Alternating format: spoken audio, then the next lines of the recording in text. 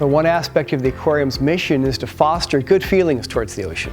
Our traditional method has been to wow people when they come through the front door. So we want to present the ocean in a way that they haven't seen.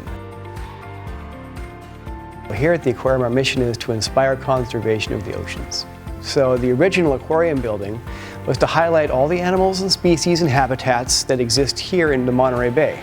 And it's very easy to get people on board with our mission when they see the diversity in the ocean, when they see what a fantastic habitat it creates, not only for the critters that live in the ocean, but for us.